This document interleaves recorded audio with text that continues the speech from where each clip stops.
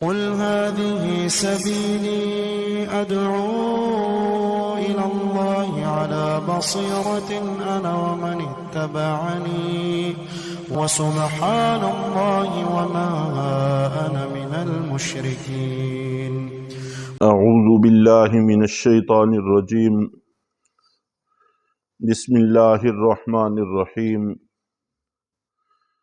ام لہم نصیب من الملک فإذا لا يؤتون الناس نقیرا،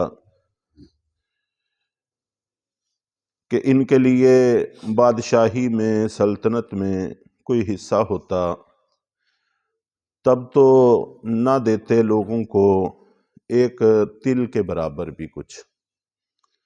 یہود ہی کی بات ہو رہی ہے. یہود کو نبی پاک صلی اللہ علیہ وسلم سے حسد ہو گیا تھا. انتظار تو ان کو تھا کہ نبی آئیں گے، اور اپنے جذبات کا اظہار بھی کرتے رہتے تھے کہ جب وہ آئیں گے تو ہم ان کے ساتھ مل کر لوگوں سے جہاد کریں گے.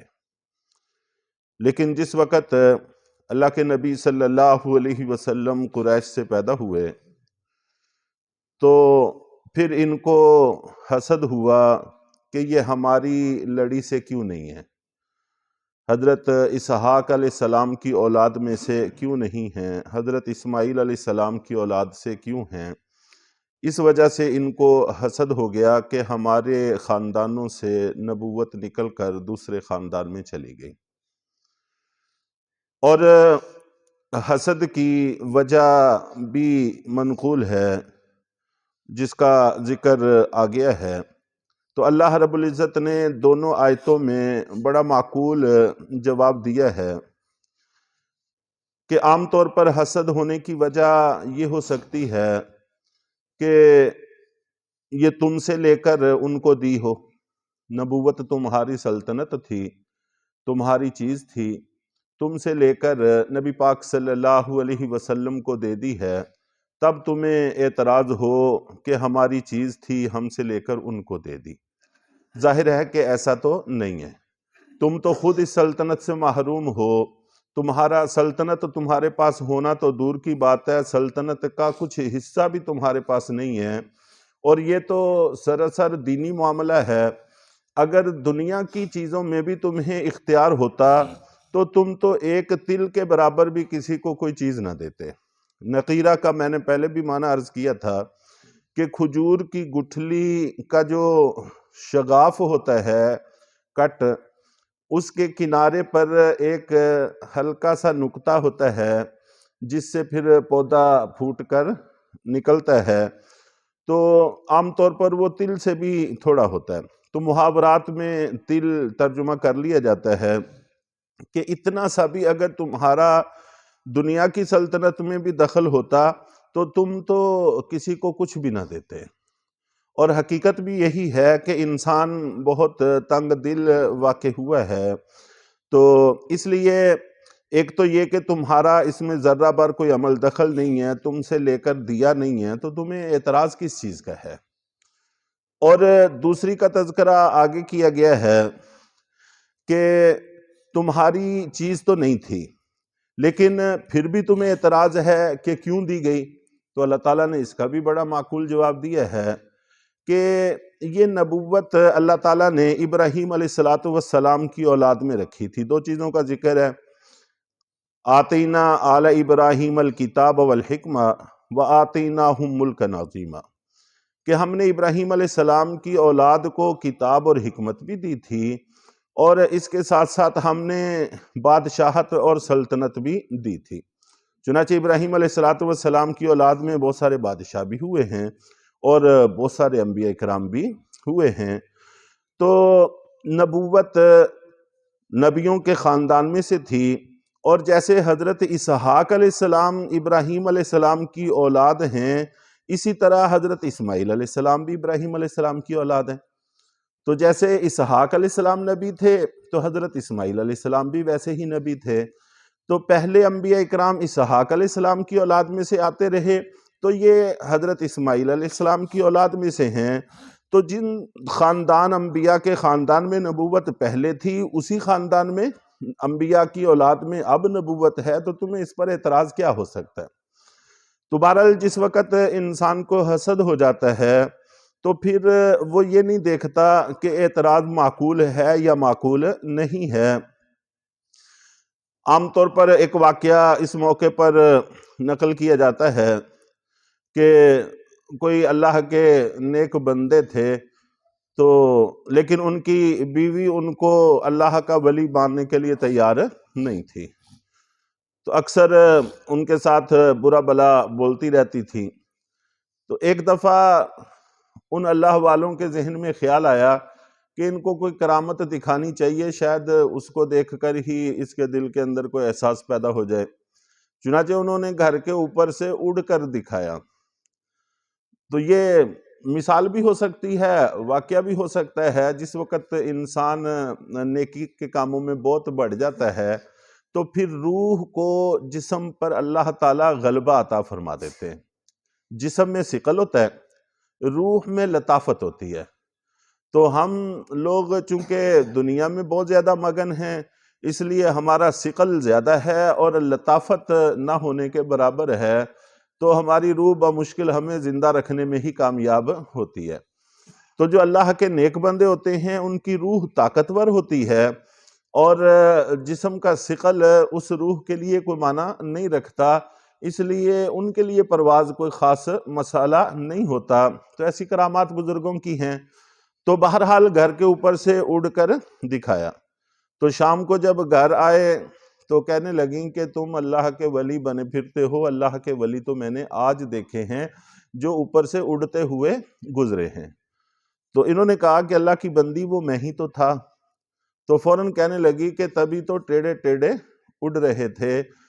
تو مقصد یہ ہے کہ جس وقت انسان نے نہ ماننا ہو تو تب پھر اس کو یہ غرض نہیں رہتی، اس کو خوبی بھی عیب دکھائی دینے لگ جاتی ہے۔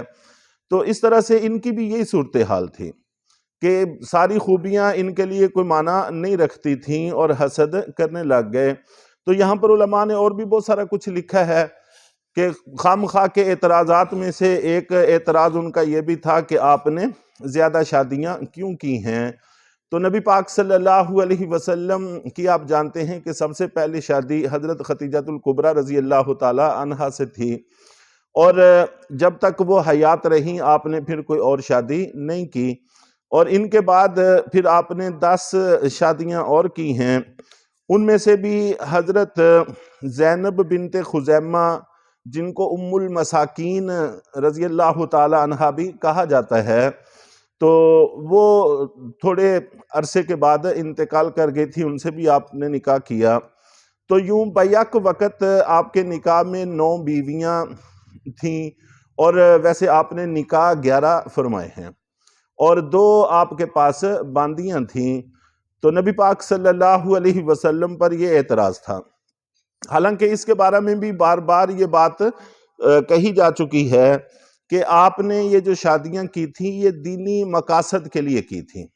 ایک تو ان قبائل کے اندر آپس میں خون خرابہ بہت زیادہ تھا، دشمنیاں بہت زیادہ تھیں، اور نبی پاک صلی اللہ علیہ وسلم کے مقاصد میں سے تھا کہ ان کو ایک جگہ جمع کیا جائے، ان میں اتحاد قائم کیا جائے۔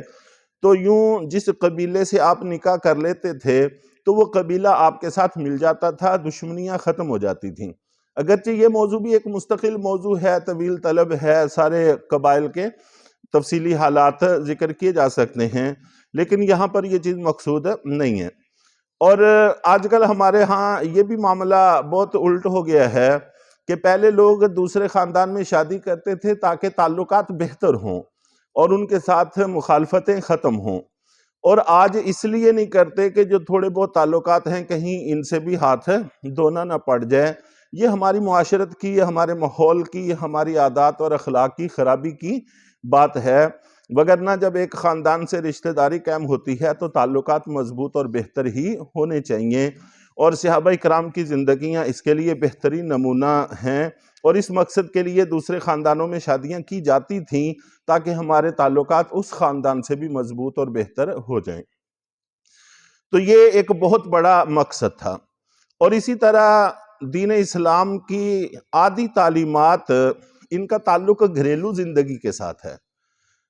تو یہ آسان ہوتا ہے کہ آدمی سارے مسائل اپنی بیوی کو بتائے اور خواتین براہ راست خواتین سے پوچھیں. یہ طریقہ ان مسائل کو سیکھنے کا آسان اور بہتر ہے. مرد سے خواتین کا پوچھنا اور مردوں کا خواتین کو سمجھانا یہ تھوڑا مشکل معاملہ ہے. تو اس لیے بھی آپ نے شادیاں کی. چنانچہ حضرت عائشہ صدیقہ رضی اللہ تعالیٰ عنہ، حضرت ام سلمہ رضی اللہ تعالیٰ عنہ، حضرت سیدہ فاطمہ طیبہ طاہرہ رضی اللہ تعالیٰ عنہ اور حضرت جویریہ رضی اللہ تعالیٰ عنہ، یہ چند خواتین ہیں آپ کے ازواج میں سے، اور آپ کی بیٹی حضرت سیدہ فاطمہ. تو انہی سے یہ دین کا تمام تر حصہ منقول ہے جو گھریلو زندگی سے تعلق رکھتا ہے. تو یہ بھی ایک بہترین اور مقصد کی چیز تھی. تو بہرحال حسد ایک برا مرض ہے، اور اس کے بارے میں اللہ کے نبی صلی اللہ علیہ وسلم نے فرمایا کہ یہ نیکیوں کو ایسے ہی کھا جاتا ہے جیسا کہ آگ لکڑی کو کھا جاتی ہے. اور اسی طرح نبی پاک صلی اللہ علیہ وسلم نے یہ بھی فرمایا کہ میں دیکھ رہا ہوں کہ پہلی امتوں کا مرض خاموشی کے ساتھ رفتہ رفتہ تمہارے اندر بھی سرایت کرتا جا رہا ہے، اور وہ حسد ہے. اس لیے اس سے بچنے کی کوشش کرنی چاہیے. ام یحسدون الناس علی ما آتاہم اللہ من فضل، کیا وہ حسد کرتے ہیں لوگوں سے اس وجہ سے کہ ان کو اللہ نے اپنا فضل عطا کر دیا ہے. فقد آتینا آل ابراہیم الکتاب والحکمہ، تو حقیقت یہ ہے کہ ہم نے ابراہیم علیہ السلام کی آل کو کتاب بھی دی ہے، حکمت بھی دی ہے. پہلے بھی ابراہیم علیہ السلام کی اولاد میں تھی، اب بھی ابراہیم علیہ السلام کی اولاد میں ہے. اعتراض کی کیا وجہ ہے؟ وَآتَيْنَاهُمْ مُلْكًا عَظِيمًا، اور ہم نے ان کو ملک عظیم بھی عطا فرمایا تھا، عظیم سلطنت بھی عطا فرمائی تھی اولاد میں سے بہت ساروں کو. فَمِنْهُمْ مَنْ آمَنَ بِهِ وَمِنْهُمْ مَنْ صَدَّ عَنْهُ، ان میں سے کچھ تو ایسے تھے جو اس پر ایمان لاتے تھے، اور ان میں سے کچھ ایسے تھے جو اس سے رک گئے. وَكَفَى بِجَهَنَّمَ سَعِيرًا، اور جنہوں نے انکار کیا رک گئے، ان کے لیے بھڑکتی ہوئی جہنم کافی ہے. اللہ تعالی ہم سب کو قرآن پاک کے ساتھ لگاؤ عطا فرمائے.